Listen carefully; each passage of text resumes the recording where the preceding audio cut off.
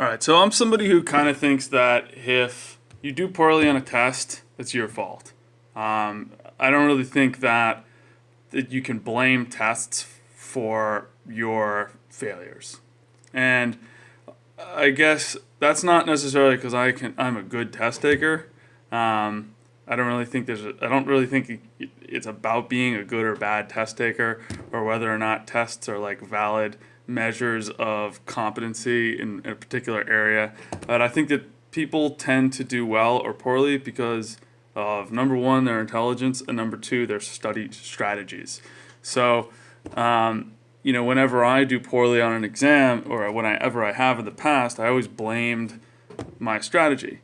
So there's two basic strategies that people tend to use that correspond to different types of memory. So the first type that's most common is studying via rote memorization by reading and rereading material. So this is a way to build recognition memory. So like the example that I use with my students is if they were looking through the course list for the fall semester or for the next semester and looking at their options for different instructors to take a particular course that they're interested in taking, and they saw my name, they would recognize my name, and they would be able to choose mine. If they wanted to take another course with me, they could choose that course because they recognize my name. And they say, yeah, I could do that. I can recognize your name if I saw it on a course schedule. Then I say, can you spell my name? And they can't spell it. And so that illustrates the difference between recognition memory and recall memory. Recognition memory is when you see something and you recognize it, you know what it means. Recall memory requires you to actually reproduce it based on a cue. So recall memory is short for cued recall.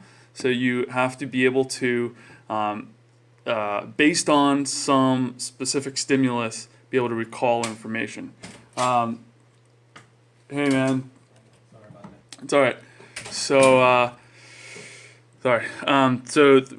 So you want to build recall memory, cued recall memory when you're studying for an exam, even if it's like a multiple choice or a matching exam, just because it gives you more of a guarantee that you're going to be able to reproduce the information that you need to, and that you're going to be able to do well in the exam. When you only have recognition memory, you need you don't have as much mastery over the material. But it also it doesn't matter the test. The test format doesn't matter. It doesn't matter if it's a matching or a multiple choice exam or an open response exam where you have to write essay responses, fill in the blank. It doesn't matter. If you want to do well and you want to have the highest probability of getting a perfect score, then establishing cued recall memory with all of the possible exam content is how you do that. If you're really smart, it's gonna be a fast. You can study less. If you're not that smart, you have to study more, and that's not fair. But that's the way life works. I studied for the GRE for a fucking year and a half, and I killed it. But I'm probably average intelligence, so I had to study longer than other people. That's the hand I was dealt, and I didn't blame the test. I didn't blame my situation. I just put in the time. And of course I had the resources to put in the time, but that's another video. So how do you build recognition versus recall memory with exam content? Well, the way you build recognition memory, which is the wrong way to study, is you just re-expose yourself to the material. The way you build cued recall is you have to first identify what content from your course is testable content. What could realistically be on the exam and what can't be. So there's stuff that can't be on the exam.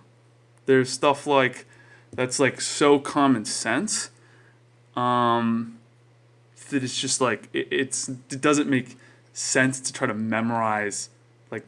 It doesn't make sense to try to memorize it. So you want to look for stuff that's actually testable. You want to look for key terms or unfamiliar terms, like terms that aren't part of your everyday language.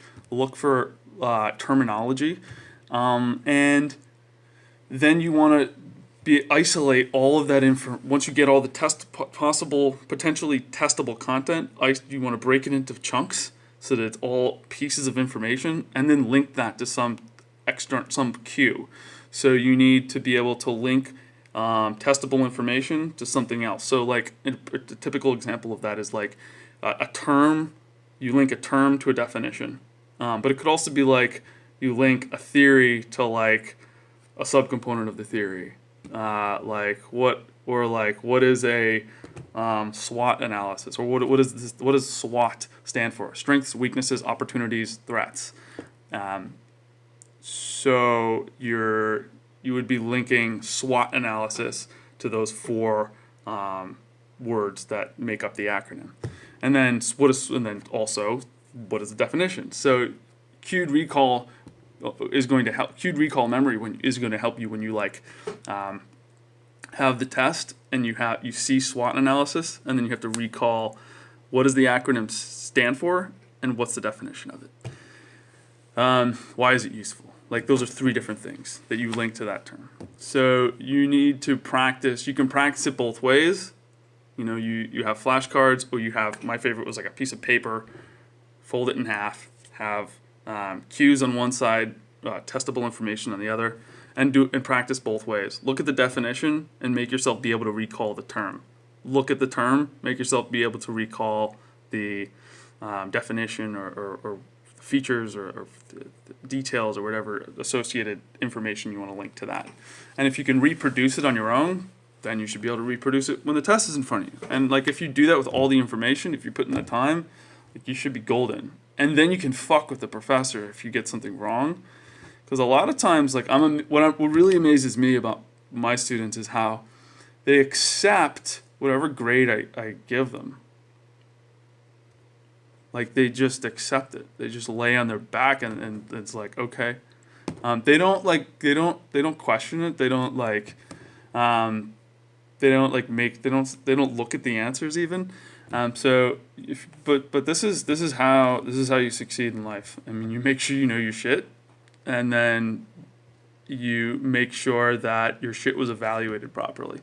That's how you succeed. Thank you.